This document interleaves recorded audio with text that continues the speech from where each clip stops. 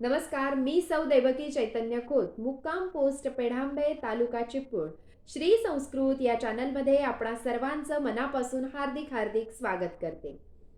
मकर संक्रांत या विषयावरती 2 उखाणे घेऊन व्हिडिओ तयार करायचा होता आणि तो व्हिडिओ 16 फेब्रुवारी 2024 पर्यंत माझ्या व्हॉट्सॲप क्रमांकावरती पाठवायचा होता. त्याप्रमाणे काही स्पर्धकांनी या स्पर्धेमध्ये सहभाग घेतला, अतिशय उत्स्फूर्त सहभाग घेतला आणि त्याचे व्हिडिओ तयार करून मला परीक्षणासाठी पाठवले. आता या स्पर्धेचा निकाल जो आहे तो आज दिनांक 25 फेब्रुवारी 2024 रोजी मी जाहीर करत आहे.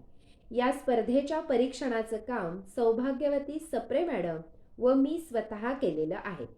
हे परीक्षण करत असताना ज्या काही गोष्टी महत्त्वाच्या लक्षात आल्या त्या आपणापर्यंत पोहोचवणं ही माझी मी जबाबदारी समजते. आता उखाणा जो घ्यायचा होता तो मकर संक्रांत याविषयीच घ्यायचा होता. दुसरी गोष्ट, उखाणे तुम्हाला 2 घ्यायचे होते. तिसरी महत्त्वाची गोष्ट, उखाणा घेत असताना तो उखाणा घेण्यापूर्वी व्हिडिओ तयार करत असताना त्यामध्ये तुमचं स्वतःचं नाव, गट किंवा ठिकाण हे सांगणं अपेक्षित होतं. चौथी महत्त्वाची गोष्ट, तुम्ही जेव्हा व्हिडिओ सादर करत आहात त्यावेळेला तो व्हिडिओ उखाणा वाचून व्हिडिओ करायचा नव्हता. उखाणा पाठ करायचा होता. त्यानंतर तुम्हाला स्वतःचा व्हिडिओ तयार करायचा होता आणि त्यानंतर परीक्षणासाठी पाठवायचा होता. आणखीन एक गोष्ट की काही जणींनी उखाणा एकच घेतलेला आहे. तर 2 उखाणे आपल्याला परीक्षणासाठी पाठवायचे होते.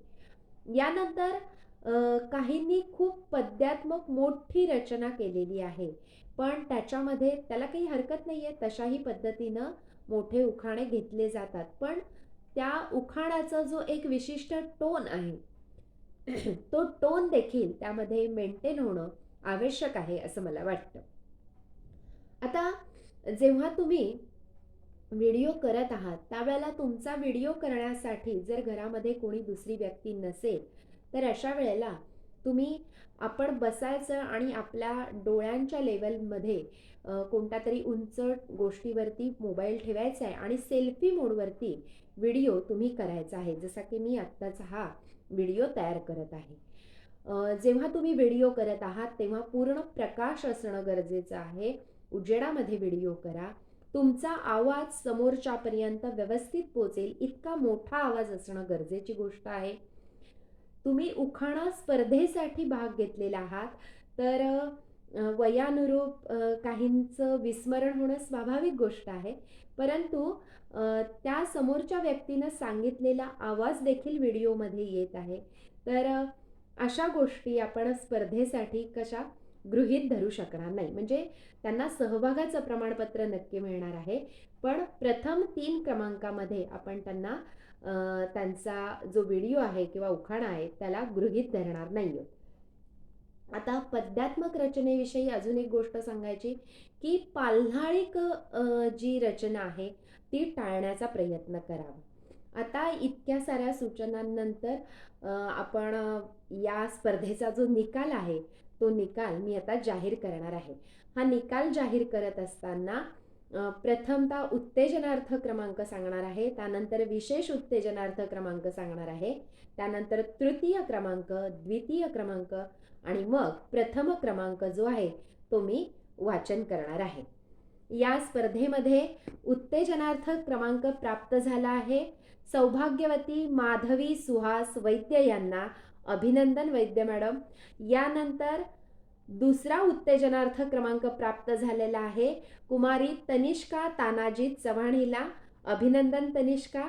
यानंतर विशेष उत्तेजनार्थ क्रमांक जो आहे इयत्ता 4थीतली ही स्पर्धक आहे जान्हवी यमुनर हरनाळ, हिला विशेष उत्तेजनार्थ क्रमांक प्राप्त झालेला आहे. अभिनंदन जान्हवी. यानंतर तृतीय क्रमांक जो आहे तो प्राप्त झालेला आहे गौरी केदार पटवर्धन यांना. अभिनंदन गौरी मॅडम. यानंतर द्वितीय क्रमांक जो आहे तो प्राप्त झालेला आहे मेघना कल्याण आगवेकर यांना. अभिनंदन मेघनाताई. आणि प्रथम क्रमांक जो आहे तो आपण विभागून दिलेला आहे.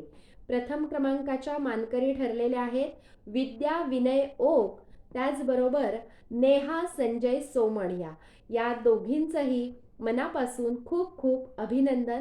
यांनी स्वरचित उखाणे घेतलेले आहेत आणि उखाणे अतिशय सुंदर देखील घेतलेले आहेत. तर या स्पर्धेमध्ये सहभागी असणाऱ्या सर्वांचंच मनापासून अभिनंदन. आणि या स्पर्धेमध्ये सहभागी असणाऱ्या सर्वांना ऑनलाईन प्रमाणपत्र पुढील 8 दिवसांमध्ये प्राप्त होईल. त्यामध्ये जर काही दुरुस्ती असेल तर तशा पद्धतीनं लगेच मला ते कळवायचं आहे. आणि ज्यांना प्रथम क्रमांक प्राप्त झालेला आहे त्यांना श्री संस्कृत उखाणा स्पर्धेचं मेडल प्राप्त होईल. तर त्यासाठी तुमचा पिनकोड सहित पत्ता मला आपण व्हॉट्सॲप क्रमांकावरती पाठवायचा आहे. अर्थात त्यासाठी मीही स्वतः आपणाशी वैयक्तिक संपर्क करेनच. हे मेडल आपणाला पुढील महिनाभराच्या आत आपल्या पत्त्यावरती नक्की पोच होईल. इथून पुढच्या स्पर्धांमध्ये देखील आपण सर्वजणी अशाच पद्धतीनं उत्साहाने सहभागी व्हाल अशी अपेक्षा करते. आणि पुनश्च एकदा आपणा सर्व सहभागी असणाऱ्यांचं, क्रमांक प्राप्त असणाऱ्या सर्व मैत्रिणींचं अभिनंदन करते. याच व्हिडिओमध्ये मी पुढील एका स्पर्धेचं जे आयोजन आहे ते सांगणार आहे. 27 फेब्रुवारी रोजी मराठी राजभाषा दिन हा आपण दरवर्षी साजरा करत असतो. मोठ्या उत्साहानं हा साजरा केला जातो. तर या दिवसाचं औचित्य साधून आपणा सर्वांसाठी एक खास स्पर्धा मी घेऊन आलेली आहे. ती म्हणजे ही स्पर्धा 4 गटांमध्ये असणार आहे. 1ली ते 4थी, 5वी ते 8वी, 9वी ते 12वी आणि 12वीच्या पुढील सर्व म्हणजे 18 वर्षाच्या पुढील सर्वांसाठी. या स्पर्धेमध्ये 2 भाग आहेत. एक म्हणजे कविता लेखन हा एक विषय आहे हस्ताक्षराशी संबंधित आणि दुसरा आहे मराठीतील कोणत्याही एका कवितेचं वाचन, काव्य वाचन. तर या स्पर्धेचे डिटेल्स जे आहेत त्याचा मेसेज आपणाला व्हॉट्सॲप क्रमांकावरती लवकरच प्राप्त होणार आहे.